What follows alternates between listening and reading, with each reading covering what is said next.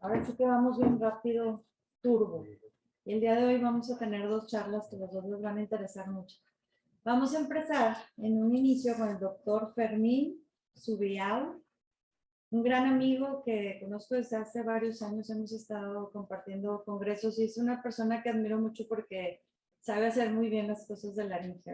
Van a ver todo lo que nos tiene para presentar. Fermín es laringólogo, se dedica a su clínica de voz en la Ciudad de México. Él hizo un fellow en laringología en Portland Voice Clinic, en Portland, Oregon. Es profesor de la Escuela de Medicina de la Universidad Panamericana en la Ciudad de México.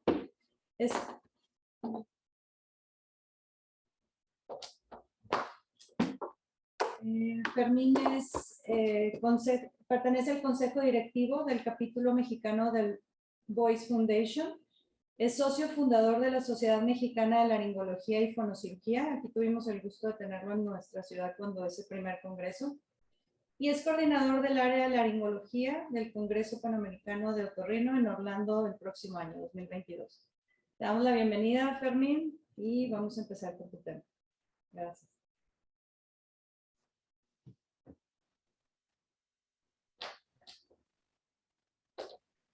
Hola, hola. ¿Me escuchan bien? Espero que sí. Espero que eso sea un sí. Si no me escuchan, me avisan, por favor. Sí, se escucha muy bien, doctor. Ah, buenísimo. Se escucha, Fermín. Perfecto, perfecto, muy bien. Entonces, déjenme compartirles aquí mi pantalla.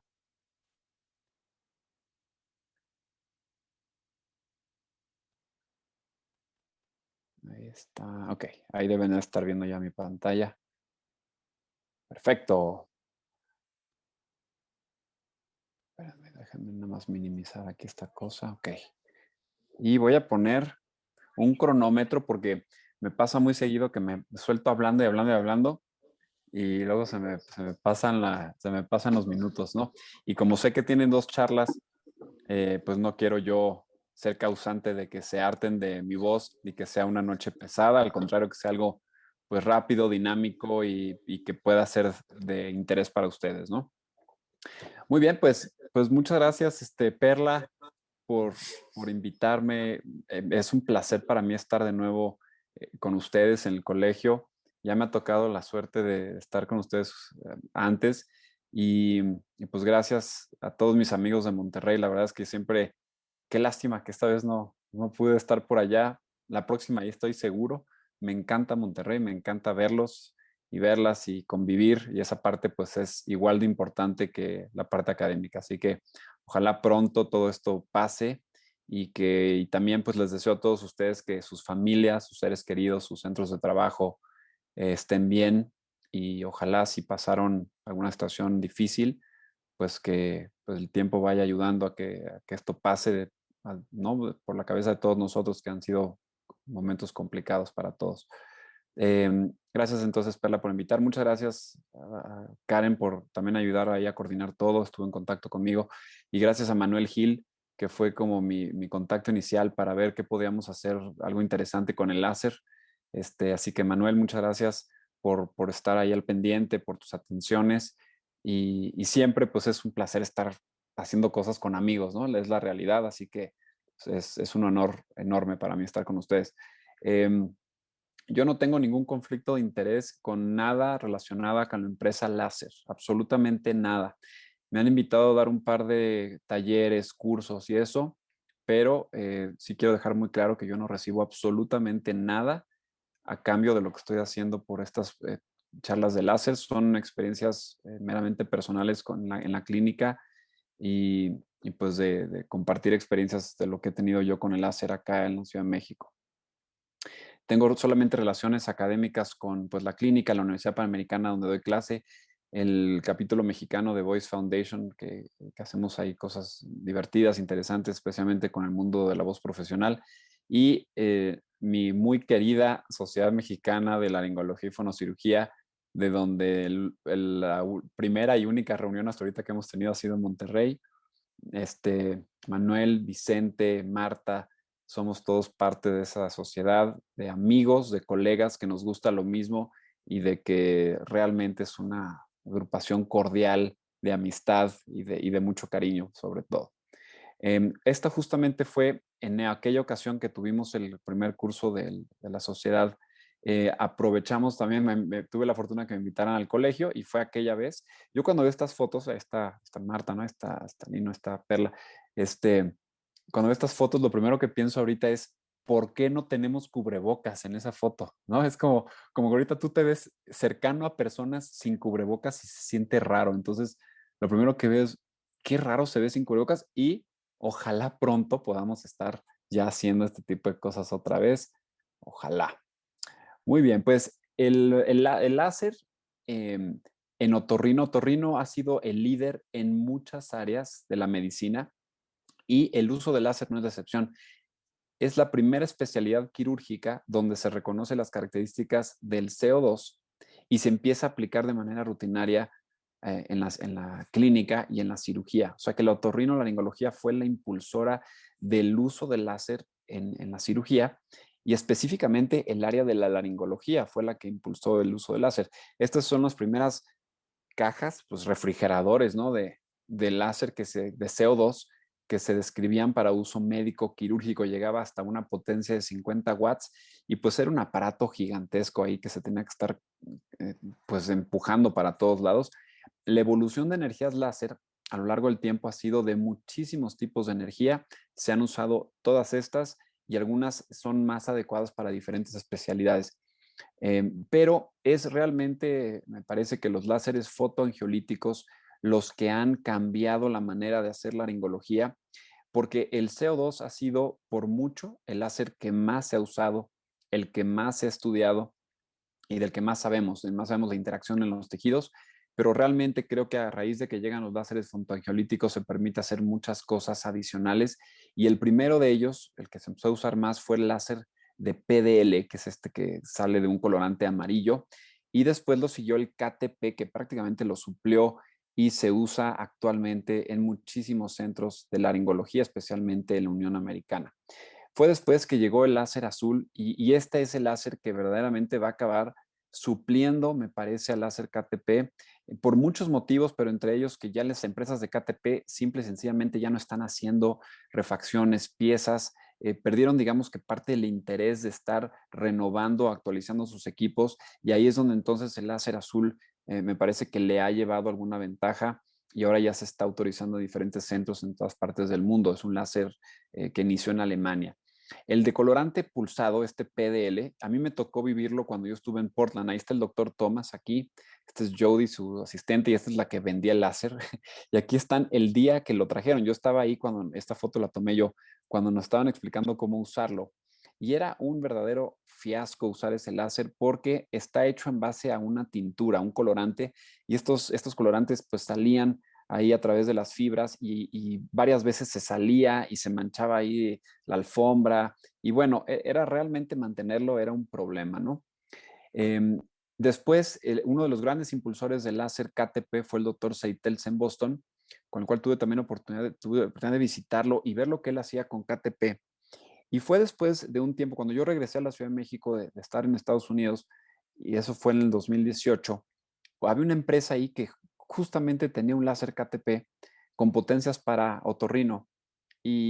Bueno, de fortuna nos encontramos y empecé yo a usar este tipo de láser. Y de ahí, después de un par de años, sacamos este artículo que salió en la revista de Anales de Otorrino Mexicana. Es de libre acceso, la pueden ver. La verdad es que está ahí disponible en internet, lo buscan tal cual.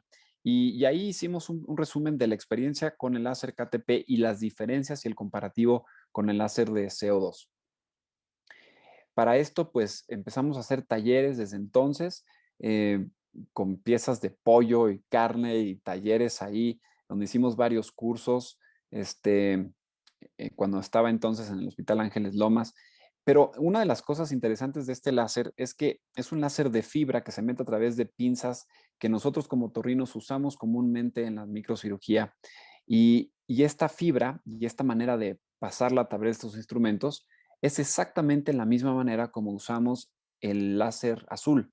Entonces, la transición del láser KTP al láser azul, digamos que fue muy amigable porque pues realmente es algo muy similar. Entonces yo como veo esta transición, yo la veo como la transición que ha habido en el mundo con la evolución de las raquetas de tenis, porque hace mucho tiempo pues la tecnología, digamos que era la mano, después era una pala de madera y después ya salieron las raquetas como las conocemos actualmente. Entonces para mí este tipo de tecnología eran los láseres en general y lo que viene a revolucionar todo es justamente los láseres de fibra fotoangiolíticos. Ahora, una vez que ya sale una fibra de láser fotoangiolítica, ahí es donde yo creo que así como la raqueta puede ir cambiando de tecnología y de material, pero la base es la misma, es una raqueta que tiene el mismo tipo de forma, con cuerdas y que simplemente va cambiando el material. Así es como veo yo la evolución, es decir, el pasar de una raqueta como estas a una de estas,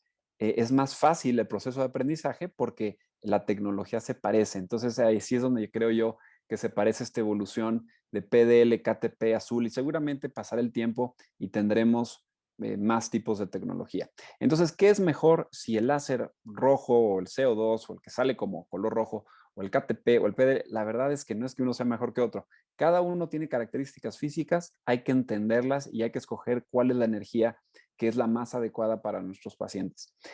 Y creo que todo se resume en esta tabla que ven aquí.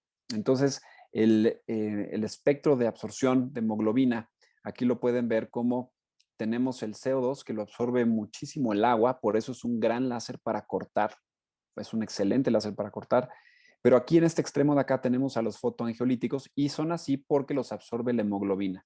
Ven aquí en el pico de absorción de hemoglobina tenemos el PDL acá, 585, el KTP 532 y en un pico todavía con mayor absorción, espectro de absorción de hemoglobina aquí en el espectro azul, está justamente el láser azul de 445 de longitud de onda nanómetros. Entonces, estos son los láseres que realmente han tenido mucha aplicación ahora en día en la laringología. Una cosa interesante de los láseres fotoangiolíticos es que una de las cosas que hacen es que cuando toca uno el epitelio, obviamente con parámetros muy específicos, ¿no? Porque cualquier energía tiene la capacidad de quemar y de lastimar, pero con distancia correcta y potencia correcta, lo que hacen es que quitan o rompen unas fibras que están aquí abajito de la membrana basal, que se llaman fibras de enlace. Y entonces a la hora que rompen las fibras de enlace, el epitelio se despega con mucha mejor facilidad de la lámina propia, que está inmediatamente abajo. Y esto es algo que se ha visto en estudios. Aquí les dejo la referencia de un estudio muy interesante que ya, pues vean, ya se hizo hace muchísimo tiempo, en los 90s, pero ahí está descrito. Entonces, la aplicación para láser son todos los que ven aquí. Hay muchas aplicaciones, ahorita vamos a hablar de las más comunes. El KTP se transmitía a través, les digo, de esta consola bastante grande a través de la fibra y era pues una caja muy grandota, ¿no? Después salió este KTP de la empresa alemana, donde era un poquito más pequeño, pero aún así era muy común que se descalibrara. De llevarla de un lugar a otro era complicado porque a cada ratito habría que estarlo reparando. Y ahora la nueva consola de láser azul es esta, es fácil de transportar, práctica, es difícil que se descalibre, o sea que cada vez es natural que va mejorando la tecnología. Entonces, de esta transición que yo les platicaba de las raquetas y los láseres, a mí me parece que esto lo podríamos ver a lo mejor como una ecuación matemática, ¿no? Donde podemos tener arriba en la fracción las transiciones tienen que ver con, por ejemplo, sabemos que el cambio del tipo de láser, pasamos al láser de fibra, de ahí pasamos al láser fotoangiolítico, PDL, diodo, KTP, láser azul, pero el común denominador de esta ecuación del éxito que vamos a tener para usar los equipos es primero entender la física de la energía láser, la absorción que tiene y la curva de aprendizaje, pues que es algo que naturalmente vamos a tener que ir teniendo con el paso de los años. Y esto entonces al final nos va a dar seguridad y la seguridad es clave y es lo primordial a la hora de usar energías láser.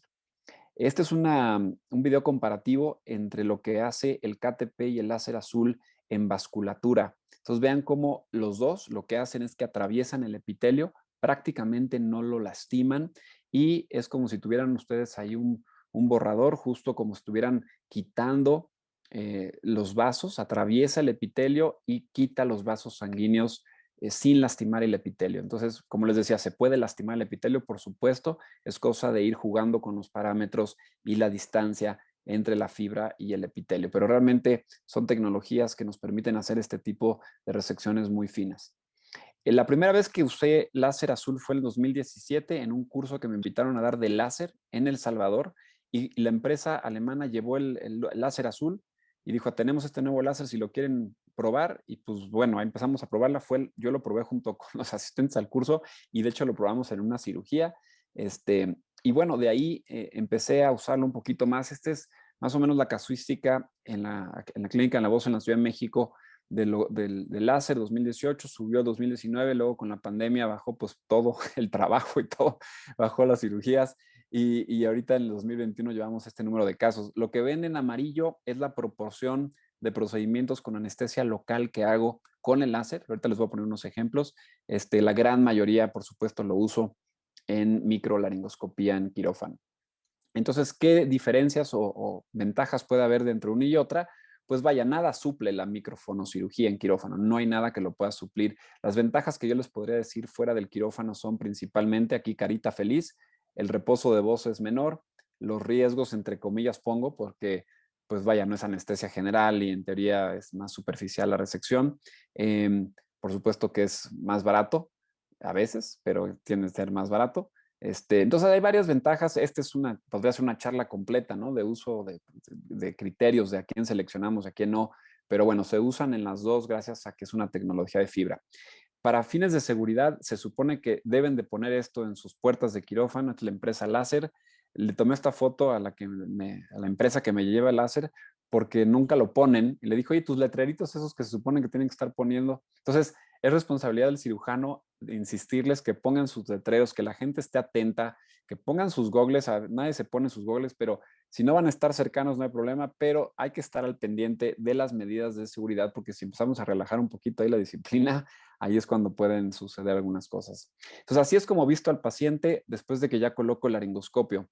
Vean, bueno, la tela adhesiva que siempre la pongo para hacer presión sobre la laringe, pongo una gasa húmeda sobre los ojos, compresas húmedas en cara, cuello, cubro prácticamente todo, dejamos el cambio muy limpio, y siempre bien protegido cuando vamos a usar láser. También cotonoide, algodón o gasa, lo que ustedes quieran poner abajo de los pliegues vocales para proteger el tubo y específicamente el globo. Les voy a poner aquí un ejemplo de microcirugía laringea. Esto es en un paciente con un pólipo que ven ahí, que se ve bastante pediculado en general, con una pequeña lesión reactiva del otro lado. Entonces, esta es una manera en la que uso el láser azul. Es una herramienta finalmente de corte para modificar tejido. Entonces, aquí lo uso como si estuviera haciendo una incisión con el bisturí. Cambio mi toma, suelto el pólipo y agarro entonces el labio medial del microcolgajo, que es ahora lo que tomé aquí, del microflap. Y ya que abro el microflap, entonces hago el corte como si estuviera yo haciendo esa disección con tijera y con bisturí. Lo que es importante aquí es que no podemos perder el plano de irnos en sentido muy paralelo al borde vibratorio del pliegue vocal, y en sentido, acuérdense que las cuerdas van en sentido oblicuo, entonces tenemos que ir en un sentido como si estuviéramos viendo angulado hacia las 12 de un reloj, ¿no? Más o menos hacia la parte de arriba, y ahí se va poco a poquito disecando. Es importante, pues varias cosas. Uno es la tensión de la mano que sostiene el colgajo, y la otra, como les decía, irnos muy superficial. Ahí, fíjense cómo infiltré la lámina propia. ¿Y qué me dice eso? Cuando yo le infiltro y está así, y se abomba, que la lámina propia está íntegra, ¿no? Que yo no puedo no tener epitelio como lo vieron, pero la lámina propia está íntegra porque le metí agua y no se salió. O sea que es una pruebita de retroalimentación importante. Y también con el láser una cosa que es muy, muy útil es quitar las lesiones reactivas. Entonces vean aquí cómo hago una resección más sutil, bajo un poquito también los parámetros de potencia, y, y regularizo toda la parte alrededor de esa lesión reactiva. Y aquí pues realmente eso, vean aquí esta parte muy finita, apenas con el borde del láser, agarro el borde de este epitelio, vean cómo lo voy regularizando.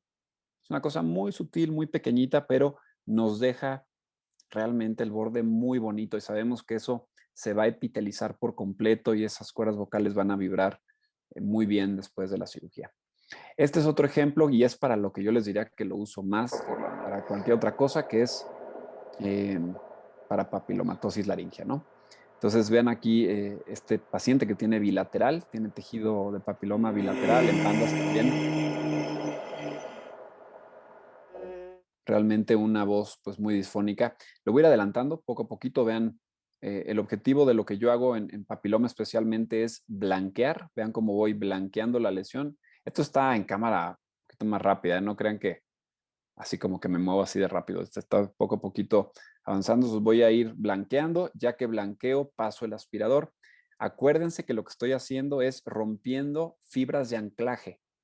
Y entonces se desprende el epitelio de la lámina propia y ya que está desprendido lo barro con un aspirador y realmente se viene como mantequilla. Realmente es una cosa muy suave la manera como se viene ese epitelio. Me voy a adelantar aquí un poquito. Vean hasta acá. Y fíjense cómo estoy quitándolo de manera bilateral, ¿eh? Me voy aquí y vean esta lesión que está aquí hasta la parte posterior. Vean cómo igual voy, abierto la cuerda vocal con el aspirador, voy blanqueando y al mismo tiempo que vuelvo a vertir lo voy succionando, ¿no? Entonces, tejido que ya está listo para venirse con el aspirador, es tejido que solito se viene con la succión, no hay que jalar, no hay que traccionar, es raro que tenga que meter pinzas, a veces ya en pacientes con muchas cirugías, a veces sí es necesario hacer disección más fría, más intensa, pero en general así es como se viene ese tejido, pues que es un tejido epitelial por definición, ¿no? El papiloma. Entonces vean cómo se va quitando completo y al final pues prácticamente se quita todo. Ahora yo, ¿por qué me animo a quitarlo de los dos lados? Porque sé que la cuerda vocal derecha tiene justamente aquí abajo totalmente respetado el epitelio. Ven ahí cuando abierto, vean todo ese tejido sano. Entonces va a ser muy difícil que ahí se nos haga una sinequia, ¿no? Y al final, así es como...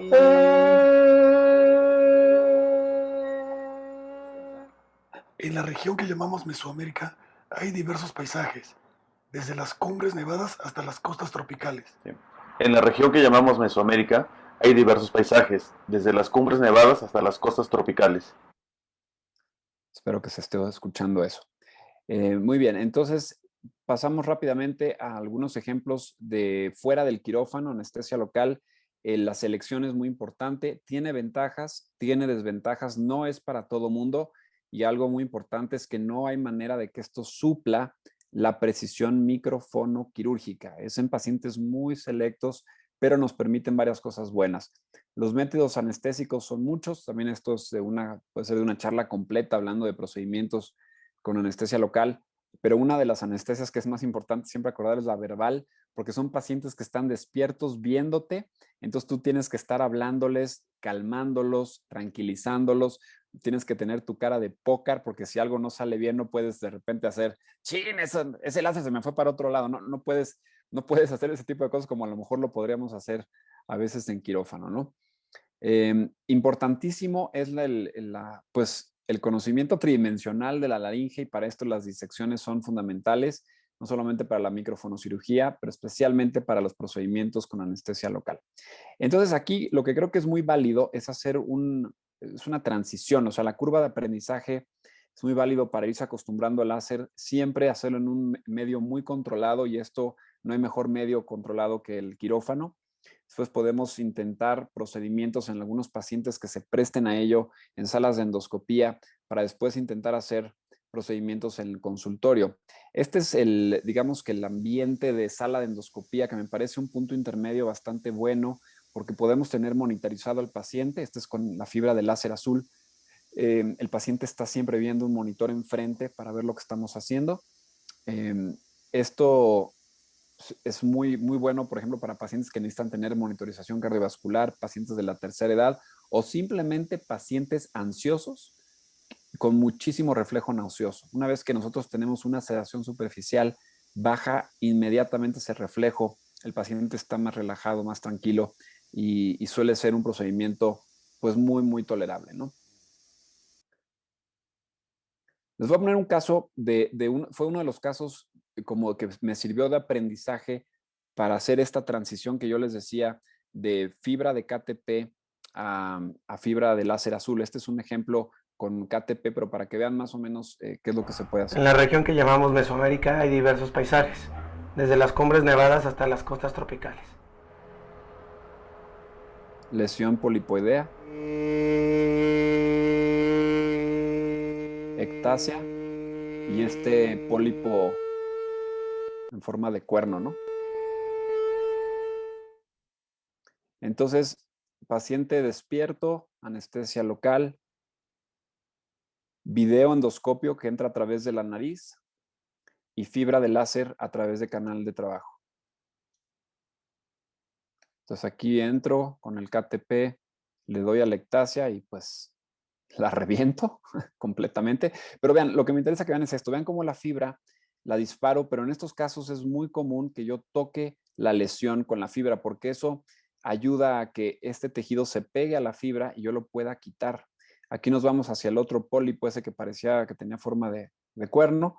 Lo toco, disparo la fibra, se pega la fibra y lo quito. Y al final le inyecté triamcinolona a través de membrana tiroidea. Ahí está la aguja. Inyectamos ahí de un lado, inyecto del otro. Ok, entonces anestesia local todo. Este es el paciente. Vean el índice de discapacidad vocal, cómo mejora significativamente 6 días después.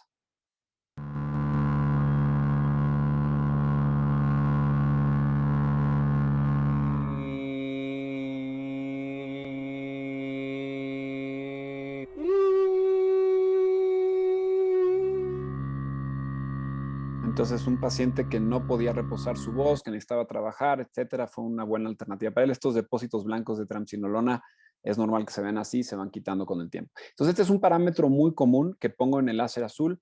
Uso entre 9 a 10 watts.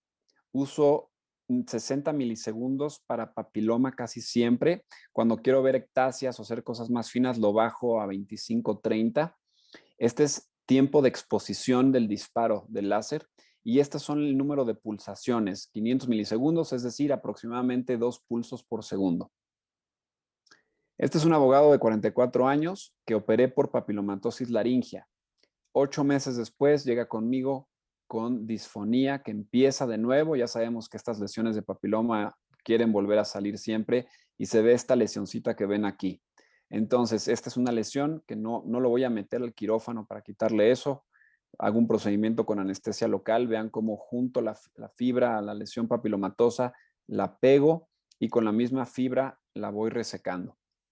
Vean también cómo yo logro voltear mi endoscopio de tal manera que prácticamente puedo tener una visión pues muy similar en acercamiento a una microcirugía. Obviamente lo que pasa es que aquí no estamos con el ambiente controlado de disección bimanual, etcétera, pero sí puedo tener realmente una visión bastante precisa y cercana, ¿no? De la lesión que estamos ahí viendo. Ven aquí cómo le giro la cámara, veo los ventrículos, todo.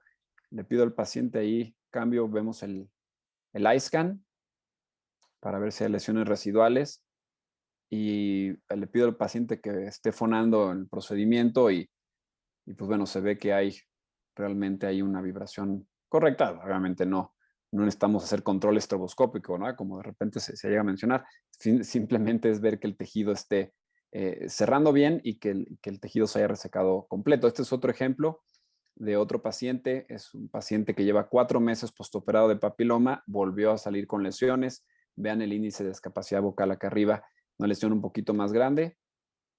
Igual, saco con la fibra, diseco con la misma fibra, me gusta disecar y a veces aquí lo que hago es que me apoyo, ya que está el tejido necrótico, agarro unas pinzas de manera transoral y lo acabo de desprender por completo porque el tejido ya está prácticamente despegado del epitelio. Me voy a lesiones que pudieran estar un poquito más arriba y lo quitamos ahí por completo. ¿Okay? En la región que llamamos Mesoamérica hay diversos paisajes, desde las cumbres nevadas hasta las costas tropicales. En la región que llamamos Mesoamérica hay diversos paisajes, desde las cumbres nevadas hasta las costas tropicales. Muy bien, y este es otro ejemplo que les quiero enseñar porque es una paciente con un edema de Renke, pues yo diría que bastante bueno, o sea, es importante, no es de los más grandes que existen, pero está bueno, ¿no? Vean cómo tiene esta lesión polipoidea derecha, edema de Renke bilateral, predominio de la cuerda vocal izquierda. Y en esta paciente le dimos todas las alternativas, ella se animó por hacer algo con local y yo les voy a ser sincero, yo me animé a hacer esto con local después de ver un video que me compartió Adam Klein de Atlanta, laringólogo de Atlanta, donde tuvo un par de casos que se animó a hacerlo así y pues dije, bueno, pues ¿por qué no intentar? Aquí lo que es curioso con esto es que uno parece que realmente está pues achicharrando todo el tejido, parece que estás destruyéndolo por completo, carbonizando, pero vean cómo pues hago lo mismo con la lesión polipoidea donde la toco y la jalo, pero todo el edema me voy. Aquí pues es puro tejido que nos sirve de colchón de seguridad, ¿no? Porque está todo ahí acumulado esa gelatina. Son 9 días después y uno dice, ¿quién sabe qué le hice a esa cuerda vocal? No se ve muy sano ese tejido, pero vean cómo pasa el tiempo. Es normal y siempre les digo que ahí sí tienen que aguantar un poquito más esa disfonía, como en todos los edemas de Renke. 2 semanas después y un mes después. Y después de este mes, le grabé su voz. El clima y las condiciones naturales de la región son favorables para la vida humana. Cuando comenzó a poblarse, la región era más húmeda que ahora. Okay. En general, el clima y las condiciones naturales de la región son favorables para la vida humana. Cuando comenzó a poblarse, la región era muy húmeda, no más húmeda que ahora. Entonces, es un mes postoperada, el tono es mejor, la noto un poquito disfónica aún. Hablé con ella hace como 3 semanas tratando de que me mandara un audio para presentárselo. O sea, se vino la pandemia, ya no se ha querido volver a presentar a la clínica, pero la escucho bastante bien. Obviamente no va a ser un resultado perfecto ni comparado con una microcirugía, pero creo que mientras nos vayamos con cuidado y no nos vayamos de más a resecar tejido, podemos lograr cosas. Ella está contenta, pero sabe que es una cosa que podría necesitar una microcirugía después. Entonces, el láser con anestesia local, en particular para papilomatosis laringea, nos ayuda a alargar intervalos de visitas al quirófano y permite tratar la laringe al momento de la detección de una recurrencia con lesiones pequeñas sin tanta morbilidad. Por otro lado, el láser con anestesia local en todo tipo de lesiones benignas nos ofrece una alternativa fuera del quirófano con una posibilidad alta de una mejoría en la voz. Hay menos ausentismo laboral, es una cosa más rápida, menos costosa, por supuesto, pero nunca se descarta la posibilidad de hacer esto. Y esto es algo que siempre se los digo y les pido que lo lean y lo firmen en el consentimiento informado. Vaya, nunca va a suplir la precisión fonomicroquirúrgica. Este último video que les voy a poner es nada más para ejemplificarles cómo ahora pues me estoy animando a hacer cosas un poquito más grandes. Este es un edema ya mucho más grande de una paciente que no, ella viene de Cuba, quiere algo rápido, tenía que ir y venir y pues le ofrecí esto, ¿no? Hay 2 cosas interesantes. Una, el tamaño de la lesión y otro van a ver cómo la residente que entró conmigo que está aquí, pues claramente se ve que está muy interesada en el caso, está muy al pendiente, ¿no? De lo que está pasando. Creo que de hecho de toda esa sala, el único que está viendo lo que estoy haciendo soy yo. Pero bueno, yo me la pasé bien, se me hizo un caso interesante, pero vean el tamaño de lesiones que podemos abordar con anestesia local, ¿no? Entonces, estas son las patologías que más frecuentemente creo que yo trato con láser. Número 1, papiloma, lesiones polipoideas vasculares. Estoy usándolo para casos de feminización de voz. Es una glotoplastía, digamos, asistida con láser. Algunas lesiones fibrosas, como llegan a ver, con algunos tipos de lesiones nodulares fibrosas. El láser no es mágico, hay que conocer la propiedad de cada láser para entenderlo, pero todos los casos que ustedes vieron ahí son casos que se hacen con el láser azul. Les digo que la transición con láser de KTP lo hizo más amigable, pero es un láser que no hay que tenerle miedo, pero a cualquier láser hay que tenerle mucho respeto. Hay que hacer talleres, ensayar, hacerlo en tejido, conocer la propiedad y poco a poquito animarnos a usarlo, porque yo les diría que hay cosas como el C-pólipo que se puede hacer técnica fría o técnica con láser. La realidad es que yo les diría que la gran mayoría la hago técnica fría, ¿no? Microdisección, microflap. Pero hay otras cosas como, por ejemplo, papiloma. Yo no podría imaginar quitando ese papilomas de ese paciente. Bueno, no me lo puedo imaginar, pero te facilita muchísimo la vida hacerlo con láser. El tejido se inflama menos, la disección es más rápida y sí me parece que el tejido queda mucho más limpio. La técnica personal determina la utilidad entonces de cada láser y lo que yo les preguntaría es más bien qué características físicas buscas para tu paciente. Si tú lo que quieres es cortar, hacer una cordectomía posterior, lo puedes hacer con este láser. Pero yo les voy a ser muy honesto, en ese caso yo mejor uso un CO2, que es mejor para cortar. Ahora, si nosotros conocemos las características físicas de cada láser, podemos usar el CO2 para hacer disecciones polipoideas, por ejemplo, o el azul para cortar. Pero cada uno tiene, digamos que un área específica de acción y por eso es bueno conocer estas propiedades que yo les platicaba. Y pues bueno, la técnica quirúrgica nunca es mejor que el individuo que la usa, no por decir uso láser, pues ya es una magia. Los pacientes luego llegan y dicen, doctor, ¿usted usa láser? Digo, pues sí, pero no por usar láser quiere decir que tu cirugía va a ser mejor o peor. Uno puede usar láser y puede realmente lastimar las cuerdas vocales, al igual que uno puede usar técnica fría y destrozar el tejido, ¿no? Destrozar los pliegues vocales. Pues bueno, entonces eso es todo. Les pongo este comercial de este Congreso Panamericano el año que viene. Es un congreso, no sé si han tenido oportunidad de ir al Panamericano, pero es un congreso muy divertido, pues muy latino. La verdad es que yo cuando fui por primera vez me encantó el ambiente, me encantó conocer gente de otros países. Es un congreso que se hace en inglés y en español. Hay traducción simultánea hacia los dos lados. Y ahora el año que viene es en Orlando, así que podría ser un buen congreso pues, para ir con la familia inclusive. Yo estaré encargado del área de laringe, pero si tienen alguna duda acerca de cualquier cosa del congreso, por favor, díganme y encantado de ayudarles a buscar información e irles dando orientación al respecto. Y pues bueno, eso es todo. Yo les agradezco mucho. Justo estaba queriendo terminar antes de 35 minutos y ahí estamos, justo 34, así que espero no haya sido muy pesado. Estoy a sus órdenes lo que necesiten de información. Muchas de estas cosas que luego subo, lo subo ahí a las redes que ven ahí, pero por supuesto que si tienen alguna duda, lo que sea, pues encantado de poder tratar de contestarles lo que pueda, ¿no? Muchas gracias de nuevo, Perla, Manuel, amigos de Monterrey. Un placer estar con ustedes. Muchas gracias por invitarme.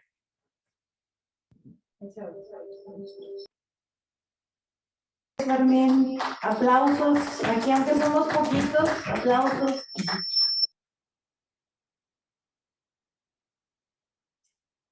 Hizo muy, nos mencionaste, pronto estaremos probando ese láser que hace que todo se vea muy fácil. Ahora, si es verdad eso que mencionas de los pacientes que llegan y me va a operar con láser, o las anginas, ¿usted las opera con láser? Entonces, bueno, es parte de aprender todos los tipos de láser y cuándo sí usarlo y cuándo no. Vamos a hacerle un par de minutos a Michelle del Grupo Muguerza para que nos explique sobre este láser, porque parte de esta plática era informarles a toda la comunidad del colegio que ya se cuenta en Monterrey con este aparato. Sí, muy buenas noches. Bueno, mi participación es muy breve, realmente nada más es precisamente para invitarlos, para comentarles que aquí en Alta Especialidad ya contamos precisamente con este láser que nos estaba comentando. ¿Me escuchan, verdad? Sí. Que nos comentaba el doctor Fermín, ¿verdad? Bueno, como les digo, es el láser True Blue, el Wolf True Blue que tenemos ya nosotros aquí. Prácticamente este sistema de un láser del diodo médico Wolf. Y bueno, como comentaba el doctor, pues es a través de las fibras, permitiendo hacer operaciones manuales, endoscópicas o ya, ¿verdad? Pues básicamente las configuraciones ya vienen definidas también en el equipo. Es una de las virtudes que tiene aquí el equipo, que puede ser ya sea para cuerdas vocales, oído, nariz, cavidad bucal, cavidad oral, perdón. Aquí les pongo un ejemplo más o menos de cómo se ve en el equipo. Ya vienen ahí las configuraciones ya nada más escoges, obviamente con pilones pequeños, ya te va guiando pues esas configuraciones ya predefinidas que trae el propio láser ya para que lo puedas hacer. Los principales usos que, bueno, ya nos había mencionado el doctor, aquí los desgloso en las especialidades, hay laringe, neurología, otología o orofaringe, ¿verdad? Para que vean estas virtudes que puede tener el láser con todo esto que alcanza, además de lo que nos había mencionado, ¿no? Por ahí el doctor mencionó algunas. Bueno, aquí tenemos otros alcances que también pudieran ser. También igual, aquí Como gracias a esta especialidad teníamos el tema de que no teníamos este instrumental para este tipo de procedimientos, pues bueno, ya tenemos el instrumental y pues también los invitamos para que lo puedan usar, para que lo conozcan. Y es reciente, nos acaba de llegar prácticamente la semana pasada. Y bueno, aquí ya tenemos el instrumental. Aquí unas pequeñas fotos. También igual para este tipo de procedimientos tenemos lo que viene siendo la silla Striker, en la cual ya, como pueden ver, ahí tiene para el respaldo, el descansabrazos, la altura ajustable. Prácticamente ideal para este tipo de procedimientos, ¿no? Donde ahí ponen, bueno, donde ahí se ve prácticamente cómo está la silla. Si la han usado, bueno, ya saben de los que les hablo. Si no la han usado, pues bueno, los invito a que lo usemos porque aquí está en el hospital para que la puedan usar. Y bueno, un resumen de esto del láser aquí, pues bueno, ya veíamos para qué sirve. Obviamente permite hacer los cortes más finos, más precisos de los tejidos. Permite vaporizar, coagular, cortar tejidos, ¿no? O sea, realmente, bueno, las propiedades nos explicó muy claramente el doctor por ahí, los beneficios, las ventajas. Y bueno, el otro punto importante es que otro hospital cuenta con este láser en Monterrey. Bueno, realmente ahorita ningún otro hospital cuenta con este láser. Somos el único aquí, ya todo lo demás por proveedor. Y bueno, aquí lo tienen a su disposición, ¿no? ¿Cómo está la situación con las aseguradoras? Porque también yo creo que es una de las preguntas que se puede hacer, ¿no? Porque aparte de los particulares, pues bueno, aquí sabemos que en alta especialidad tenemos mucho para aseguradora. Pues bueno, no se ha tenido, por el momento no se ha tenido ningún inconveniente, eso sí. Sin embargo, nomás lo hemos hecho para cirugía laringea, pero realmente para ese propósito no ha habido ningún rechazo. Ya se han metido varios pacientes aquí sin ningún inconveniente por parte de las aseguradoras. Y bueno, yo me pongo a su disposición. Por ahí ya tenemos un paquete que nosotros estamos configurados para el uso del láser aquí en el hospital. Aquí dejo mis datos por si quieren contactarme, por si quieren revisar más a detalle el uso de este láser en el hospital. Y bueno, les dejo aquí la invitación y de antemano, pues gracias por tomarnos aquí como sede para su colegio en esta sesión. Muchas gracias, Michelle. Y el Hospital Cristus Mugarza, en agradecimiento a que los otorrinos nos reunimos hoy, nos hacen una cortesía de 3 check-ups. Aquí los tengo, les habíamos dicho por el chat. Y la forma de ganarlo va a ser contestando 3 preguntas sobre la plática de laringe. Las primeras 3 personas que la contesten correctamente van a ser los acreedores. Entonces, ahorita se los vamos a poner ahí en el chat y los pueden contestar ahí o mandárnoslas a nosotros y revisarnos quién. Ahí mismo. El que conteste primero. Ah, ok. Perfecto, sí. Es buena idea. Aquí el doctor Manuel Gil nos está diciendo que vamos a decirles en el momento y el primero que la conteste es el ganador. La primera pregunta es, ¿cuál es la longitud de onda de este láser? 2, perdón, que la conteste. ¿Alguien ya contestó? Es que yo no estoy viendo el chat. Ok, la segunda pregunta es 3 procedimientos en los que se puede utilizar este tipo de láser. 3 procedimientos que nos hayan mencionado.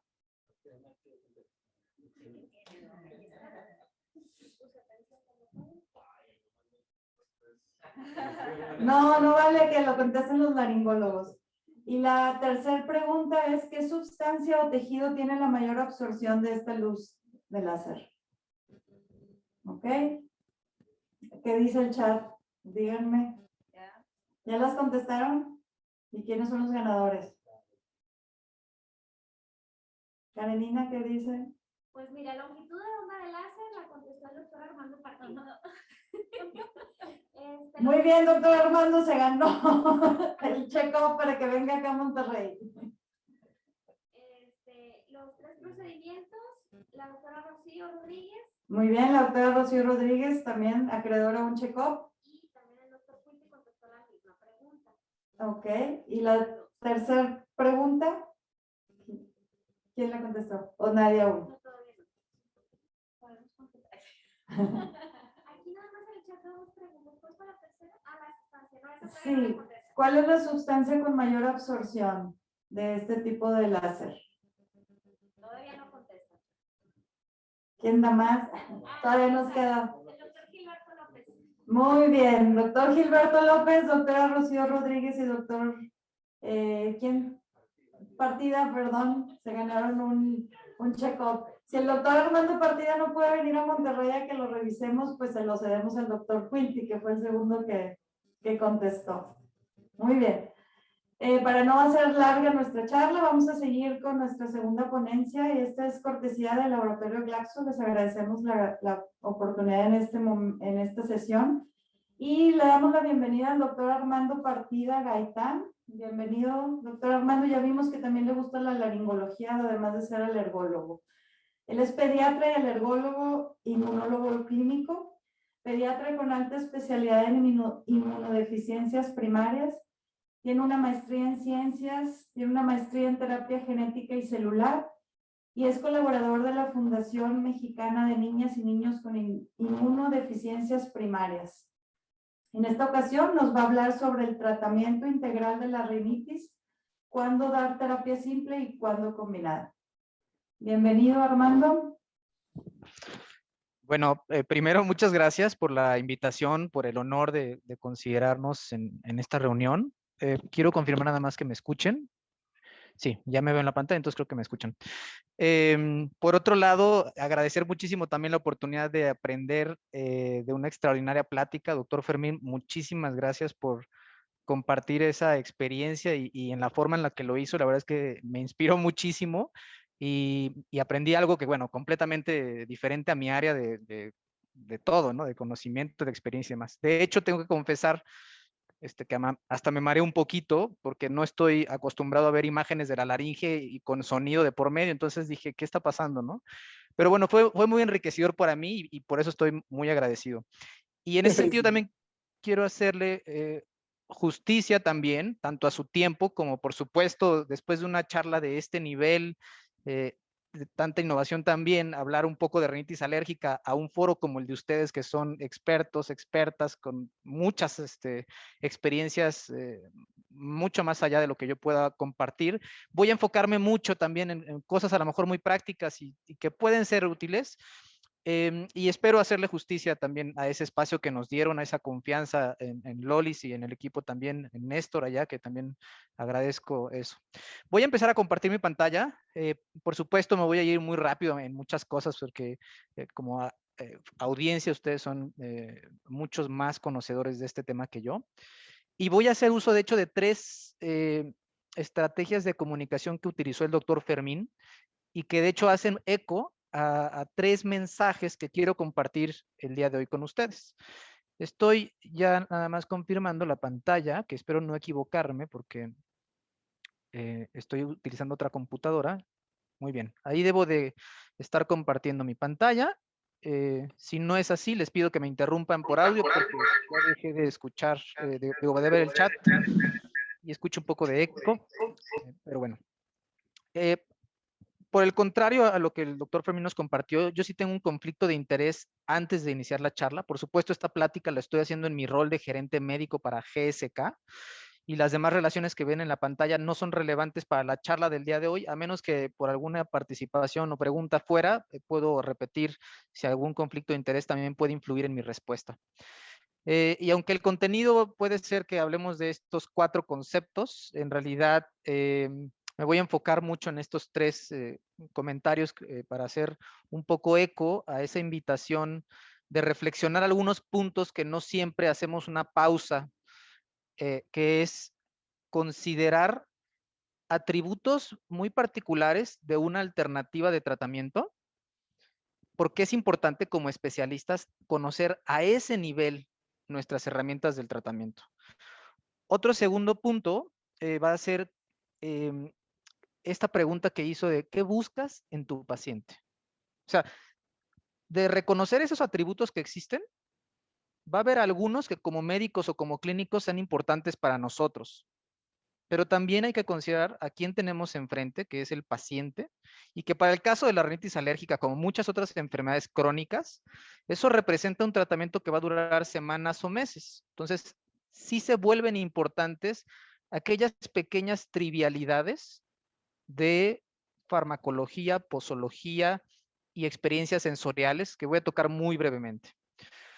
Bien, en realidad aquí el tema, pues sobra mencionar el concepto, la presentación clínica de los pacientes. Esto es pan de todos los días. Inclusive creo que puede ser un diagnóstico que como otorrinos también estén rebasados porque todos los familiares o muchos de los familiares estén ahí buscándonos por esta situación. Entonces no voy a entrar aquí mucho en detalle ni en definir la enfermedad, ni en clasificar los diferentes tipos de enfermedad, como la conocen perfectamente. Una cosa en la que quiero hacer énfasis nada más es que reconozcamos, todos los que estamos conectados, que esta información que ven en la diapositiva es una explicación muy frecuente de por qué los pacientes están subtratados y por qué los pacientes terminan, por ejemplo, en quirófano. Tanto paciente como cuidador, en el caso de los pacientes pediátricos o adultos mayores que necesitan un cuidador, como los médicos, identificamos claramente la etapa temprana de toda respuesta alérgica. De hecho, una de las cosas que más frecuentemente nos hace relacionar una respuesta como alergia es una de dos: comezón o ronchas. Y típicamente esto es porque la asociación temporal entre la exposición a lo que soy alérgico y la aparición de estos dos síntomas es cercana. Me expongo y en minutos estoy viendo síntomas que además ocurren de manera repetida y son reproducibles. Eso hace que tanto las ronchas en piel como la comezón, en este caso del día de hoy que nos junta aquí, es en ojos o en nariz, pues priorice el acercamiento con un antihistamínico H1, a veces H2 por errores de entendimiento, y eso al resolver los síntomas también relativamente rápido, a veces pensemos que es suficiente. Y el paciente así también lo percibe, pues sí, en el mismo día yo ya había resuelto mis problemas. Y la falta del reconocimiento de esa etapa tardía hace frecuentemente que subtratemos ese componente tardío, ¿no? Y eso no lo digo, por supuesto, por quienes estamos conectados el día de hoy. Creo que tanto alergólogos como otorrinos reconocemos esto y tratamos siempre, o en la mayoría de los casos, sí o sí, con un corticosteroide intranasal. Creo que ahí no hay tema, pero sí hay muchos pacientes que sí llegan con nosotros con secuelas de inflamación crónica subtratada o inclusive no tratada. Entonces, eso era básicamente el principio de la charla. Este segundo punto es interesante y ustedes también lo dominan. Aquí vemos dos líneas o dos puntos que se unen con una línea no suavizada, que esto no ocurre así, pero bueno, así lo tenemos aquí, en donde vemos que hay una correlación estrecha entre el incremento o decremento de pólenes, el que ustedes quieran, para el ejemplo es lo mismo, con el incremento o el decremento de síntomas. Y esto aporta también información para cometer el mismo error de solamente tratar en esos picos de síntomas. Pero si somos críticos y analíticos, a ese paciente con biomarcadores de inflamación lo que le está pasando es una inflamación acumulativa. Aquí pueden ver tres biomarcadores de rutina de inflamación: neutrófilos, eosinófilos y una molécula de adhesión intercelular tipo 1, que como ustedes perfectamente conocen, es relevante no solo como un biomarcador de inflamación, sino porque esta es responsable del incremento significativo en el riesgo de una infección de mayor diseminación, de mayor virulencia por rinovirus. Y así como está el modelo de ICAM-1 bien estudiado para rinovirus, hay otras moléculas inflamatorias de expresión del epitelio respiratorio nasal, bronquial o respiratorio que incrementa la posibilidad de infecciones virales con mayor diseminación y, por supuesto, mayor virulencia. Ahí es cuestionable también si son más patogénicas o no, pero bueno, a final de cuentas creo que es un concepto que hoy estamos también muy interesados, porque evidentemente un epitelio inflamado puede ser un epitelio con diferentes riesgos o comportamientos de infecciones virales. ¿Ok? Entonces, por supuesto, saber esto nos lleva a reforzar la importancia del tratamiento continuo, antiinflamatorio e independiente de los picos de síntomas. Bien, y esto hace mucho eco, creo que todos ustedes también, esto es así como las cosas de Radio Pasillo, que el paciente que dice, soy alérgico al aire acondicionado, bueno, primero es chistoso para nosotros como alergólogos de pronto escuchar esto, pero es evidencia indirecta de que esa nariz está inflamada y tiene hiperreactividad nasal y estímulos inespecíficos donde no hay una respuesta inmune específica, está generando un incremento de los síntomas, ¿no? Entonces, por supuesto, esto es algo que yo siempre trato de compartir en foros de otro tipo, médicos de primer contacto, en donde cuando escuchen esto de que soy alérgico al cloro, al fabuloso, soy alérgico al aire acondicionado, soy alérgico a los cambios bruscos de temperatura, ojo, no es alérgico o alérgica a eso, pero sí está hablando de una inflamación que merece tratamiento y con un tratamiento correcto, lo más probable es que ese paciente disminuya la aparición o la exacerbación de síntomas por estos estímulos, ¿no? Ya si alguien escucha o dice, soy alérgico al perfume de mi suegro, bueno, ahí puede ser que no sea la nariz, ¿no? Puede ser que sea otra la explicación que diga eso. Pero en términos generales creo que puede compartir un poco la importancia de esto. Esto no va a tener, ustedes son maestros del conocimiento de las opciones farmacológicas del tratamiento de rinitis alérgica. Para mí solamente es importante hacer énfasis en dos diferencias, que es ubicar con precisión el sitio del mecanismo de acción tanto de antileucotrienos como de antihistamínicos y reconocer claramente las tres vías mejor estudiadas por las cuales los corticosteroides intranasales han sido, siguen siendo y seguirán siendo superiores a los antileucotrienos y a los antihistamínicos como monoterapia. Y eso es por tres palabras, o bueno, tres diferencias, ¿no? Transactivación, transrepresión y los efectos directos sobre el epitelio respiratorio. Para lo primero, es muy importante, y esto hablando y haciendo eco a lo del doctor Fermín, como estos atributos o estas diferentes características, entender esta palabra compuesta de transrepresión es el mecanismo más importante de los esteroides intranasales y tópicos y en general. Y hace referencia a disminuir la expresión de genes, represión, en un mecanismo trans. ¿Esto qué quiere decir? El material genético de una célula que está inflamando, que está configurada para generar inflamación, está acomodado de una manera tridimensional, de tal forma que el cassette de expresión de esa célula, ¿ok? O la maquinaria de expresión, tiene a su alcance diferentes genes que incluso pueden estar en diferentes regiones cromosómicas, ¿ok? Como un estambre que en ese momento donde está expresando, hay varios genes que están inflamando.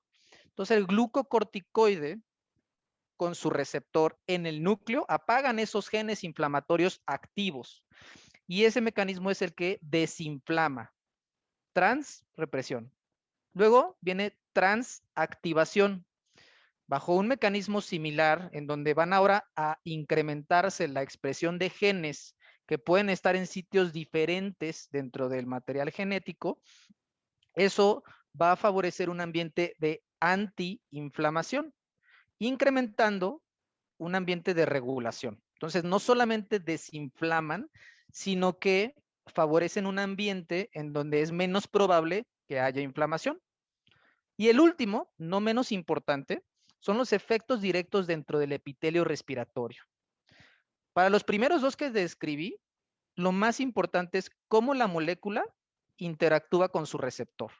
¿Qué tanta afinidad, selectividad, qué tanto tiempo duran? Estos atributos farmacológicos que de pronto podemos encasillar en el PLM o en el libro de farmacología, como bueno, pues es información que está para ahí, pero yo en mi cajón mental de corticosteroides todos son iguales. No, no es así.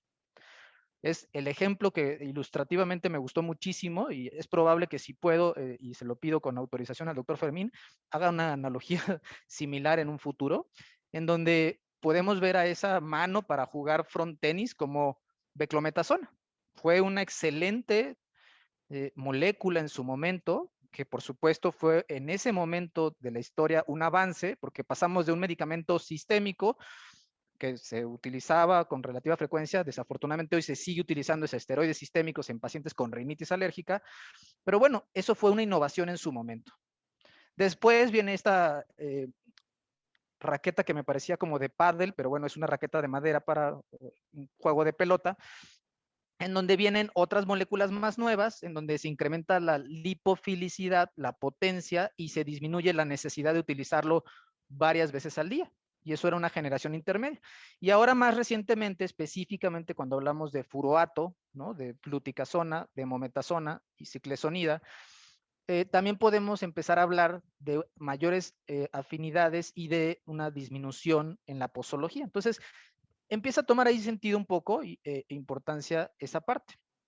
Ahora, este es un comparativo, así como la parte de los coeficientes de absorción del rayo láser, de cómo es esa afinidad relativa de cada una de estas moléculas que ven en la pantalla. Muchas de ellas las conocen, o todas ellas las conocen y las tienen disponibles aquí en México, de cómo interactúa esa molécula con su receptor. Qué tanta afinidad relativa. Eso quiere decir qué tan rápido y qué tan fuerte se une la molécula a su receptor. Y entonces pueden ver que no son iguales las moléculas.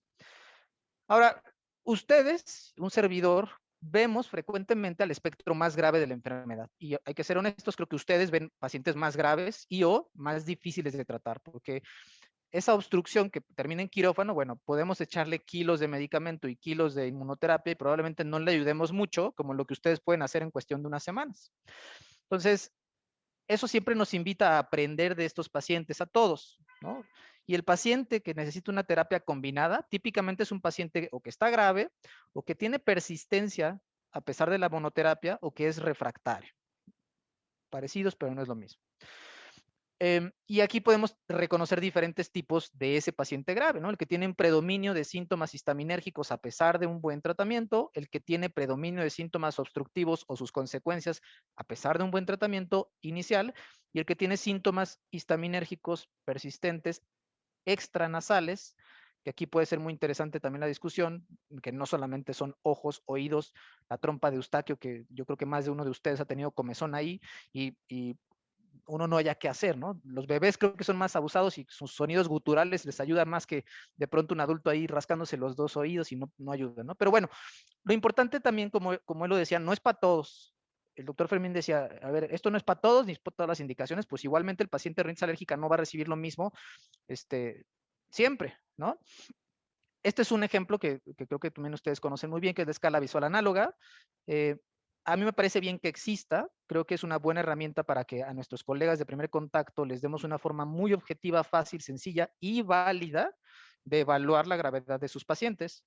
Honestamente, creo que nosotros lo hacemos más de una manera automatizada, por supuesto informada y con la pericia clínica que ofrece el especialista, y evaluamos algo similar en nuestra mente con cada paciente que vemos. A veces, con una o dos preguntas, escuchar su tono de voz, etcétera, ya sabemos dónde está nuestro paciente, ¿no? Ya han habido múltiples esfuerzos. Este es un último o reciente esfuerzo de 2020 de la parte de generalización de la información, que es ARIA, que tiene sus limitaciones, pero hay que reconocer, tiene un acercamiento pragmático, útil para el consultorio de la mayoría de los médicos. Y entonces aquí se ofrece un algoritmo que tampoco vamos a entrar mucho en detalle. En realidad, a lo que me quiero enfocar hoy, ya para terminar un poco la plática, todos estos son conocimientos que ustedes tienen, que han escuchado N mil veces, es a dos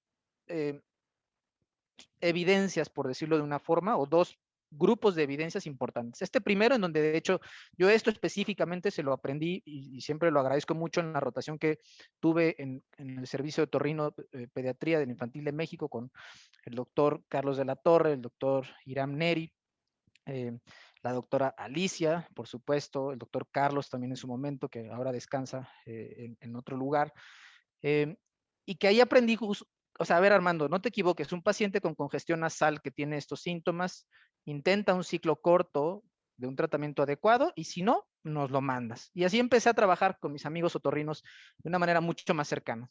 Y este es un estudio que a mí me gusta. Es un estudio, aquí está resumido en una pregunta clínicamente contestable, picos, pueden ver ahí en rojo, población o pacientes, la intervención, la comparación con 4 grupos de interés para este estudio, los desenlaces y el tipo de diseño. Y yo estoy seguro que lo han de conocer, porque no es un estudio nuevo y al final de cuentas es una práctica cotidiana del consultorio, ¿no?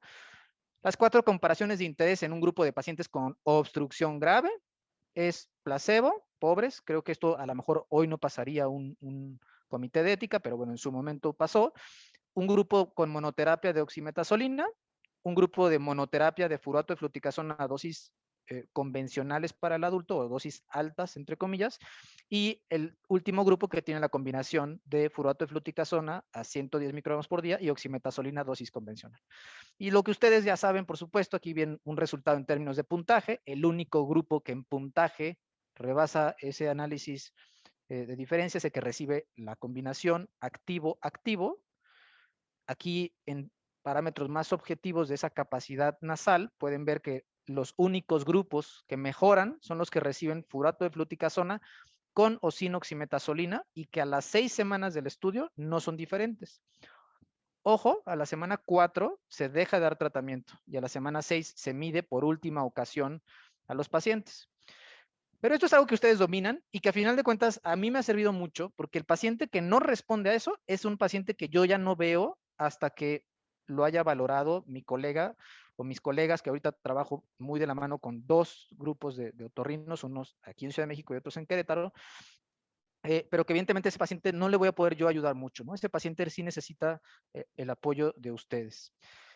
Esto, por supuesto, vale la pena y yo hasta hace poco lo entendí con suficiente detalle de por qué ocurre farmacológicamente esto que conocemos como rinitis medicamentosa y esta, digamos, inicio de acción alfa-adrenérgico que nos ayuda, pero si persistimos ahí, eso disminuye y entonces el mecanismo beta-adrenérgico nos da problemas y típicamente pues son problemas que no queremos tener en la consulta, ¿no?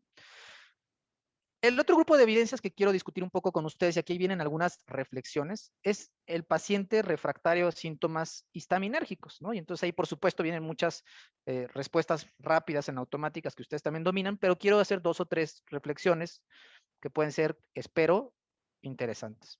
Aquí estoy poniendo 3 rutas de decisión. Puedo decidir priorizar estos atributos y dar una furato de fluticasona porque se administra una vez al día, porque es la molécula con la mayor afinidad, porque es la que es más potente, porque además es insabora, inolora, es la que menos experiencia desagradable genera tras su exposición, y que esto ha sido estudiado y que sabemos que hoy, en comparación con furato de mometasona, en comparación con propionato de fluticasona, es una molécula mejor percibida y que los pacientes expresan que preferirían continuar con ese tratamiento. Entonces yo puedo decidir priorizar eso, decir es importante para mí, me voy a quedar con un esteroide intranasal que tiene estos atributos y voy a agregar ya sea un antihistamínico H1 o un antileucotrienos por vía oral. Y ahora recientemente también existe la polifarmacia, que son los dos, ¿no? Pero bueno, vamos a discutir eso más adelante. Y la tercera ruta es, bueno, existe combinaciones, hoy creo solo tenemos una, pronto tendremos más, pero hoy tenemos propionato de fluticasona con acelastina, que tiene unas características o atributos específicos que quiero traer a colación. Aquí es muy gráfico, no lo veamos con profundidad, pero veámoslo con juicio crítico. Propionato de fluticasona y acelastina. Atributo número 1, tengo que administrarlo 2 veces al día. Cada administración o cada disparo, puff, aplicación, en promedio administra 137 microlitros. Y no solamente tiene un sabor desagradable, sino que interactúa farmacológicamente con el receptor del gusto tipo 2 y genera disgeusia. Entonces, todo eso, analizándolo por detalles, 1, la posología entre más frecuente, más reto para adherirse al tratamiento con enfermedades crónicas. 2, si ponemos 50 microlitros en una nariz y ponemos 100 microlitros en otra nariz, va a escurrir más la nariz donde pongamos más volumen de la misma solución. Además a esto hay que agregarlo físicamente cómo se entrega y por supuesto,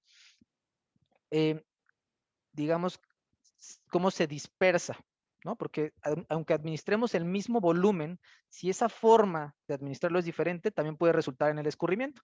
Y podemos aquí comentar si es importante o no, como médicos, o preguntarle a los pacientes si para ti es importante que te escurra el medicamento o no, y si para ti es importante que sepa feo o te genere un cambio en el gusto, que no va a ser un tratamiento de 3-5 días, que va a ser un tratamiento probablemente semanas o meses, y más los que vemos nosotros, que probablemente sean tratamientos de manera indefinida, ¿no? Entonces, digamos que el reconocer estas diferencias de los atributos sí nos puede hacer entender que sí, a la larga, o más bien desde el mediano plazo y a la larga, sí pueden ser factores que lleven a interrumpir el tratamiento del paciente.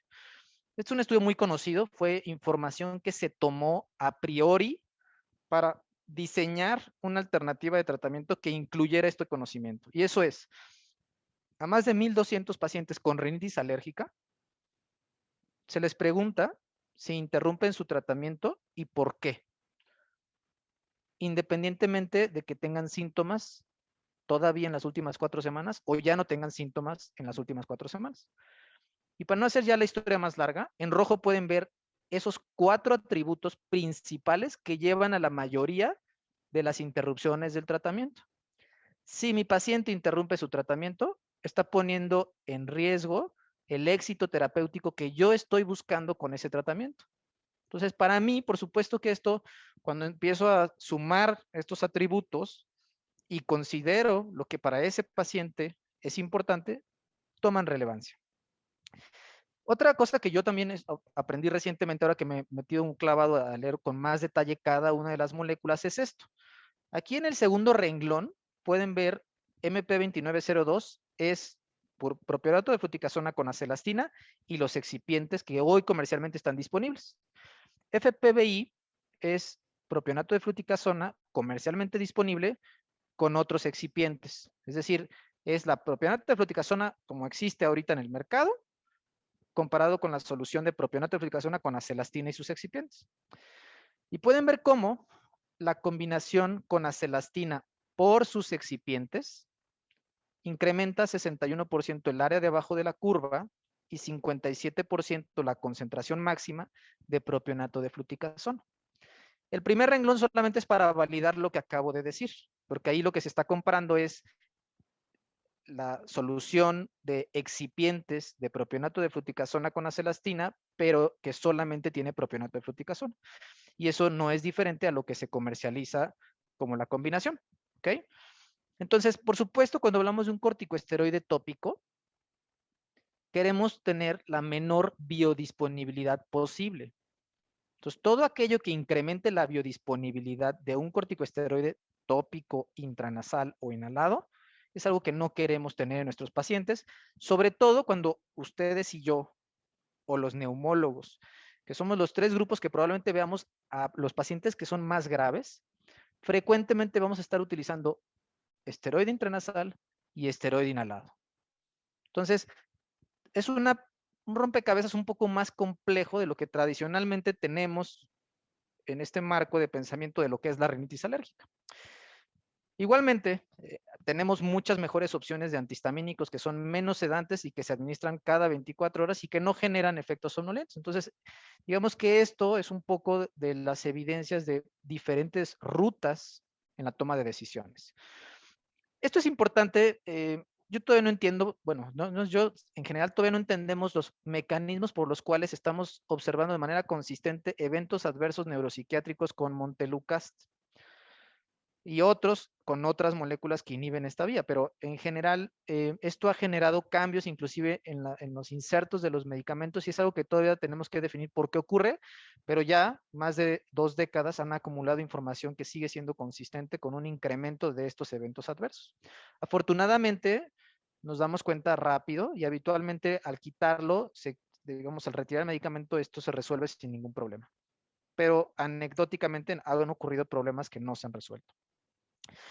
Bien, aquí de hecho no me voy a detener. Ustedes de hecho es algo que yo les aprendo cada vez que puedo, siempre que se permiten las diferencias, cómo lo hace uno, cómo lo hace otro. Creo que las irrigaciones nasales han ganado terreno, no solamente adoptándose, sino que además generando evidencia de sus útiles usos, así como los aseos nasales, ¿no? Que por supuesto no son lo mismo y que tienen diferentes ventajas o desventajas, indicaciones y que bueno, más bien quiero finalizar la charla hablando también de la seguridad que es punto fundamental. Y aquí estoy resumiendo 3 columnas de pacientes pediátricos de 2 a 11 años, un grupo de especial interés, con 3 exposiciones, que una es placebo y 2 son furato de fluticasona a la dosis convencional de este grupo etario y a la dosis que corresponde a un paciente refractario que podemos utilizar, la de 110 microgramos por día. Y en general, en los estudios clínicos doble ciego, placebo controlado, los dividimos en 2, los que duran hasta 12 semanas y los que duran más de 12 semanas, 1 año o 2 años. Entonces ahí vemos que en los primeros estudios no hay diferencia en los efectos adversos para esta molécula en comparación con placebo. En el segundo grupo de estudios sí vemos con mayor frecuencia epistaxis en los grupos que reciben activo. Y ahí, por supuesto, siempre la recomendación que conocen es la parte de la técnica del dispositivo, que eso suele ser la explicación más frecuente, ¿no? Por supuesto, ustedes son expertos ahí en toda esta evaluación de si la epistaxis es problemática o no y si hay una causa tratable de esa epistaxis, etcétera. Y finalmente, esta precaución que también siempre es relevante, que algunas patologías oculares necesitan un seguimiento. No es que sean una contraindicación, pero sí es recomendable acompañar de un seguimiento oftalmológico con el tratamiento de esta molécula. Y en el grupo particular de interés, que es la población pediátrica que está o que continúa en crecimiento, pues por supuesto otra cosa importante es darle un seguimiento a esa velocidad de crecimiento lineal, porque sí puede haber una disminución de hasta 0.23 centímetros por año con el uso de dosis supraterapéuticas continuas a lo largo de un año de furato de fluticasón. Invitarlos, por supuesto, a ser los cómplices en búsqueda del beneficio, del bienestar y de la seguridad de los pacientes a reportar cualquier evento adverso. Este es el canal de nosotros en GSK México. No nos toma más que 2 a 4 minutos.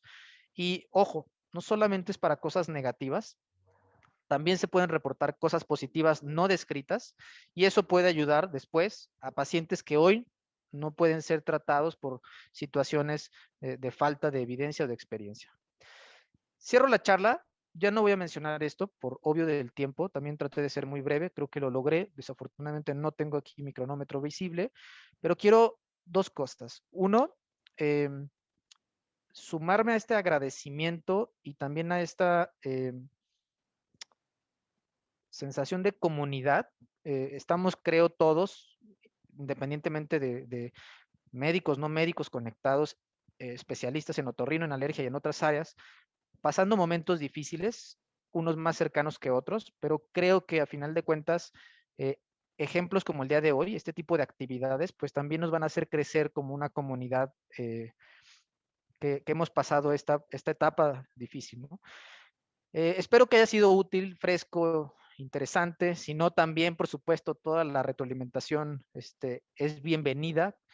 Y bueno, por supuesto, pueden otorgar el premio al doctor que corresponde. Yo solo estaba jugando y puse mucha atención, entonces quería agradecer por eso también.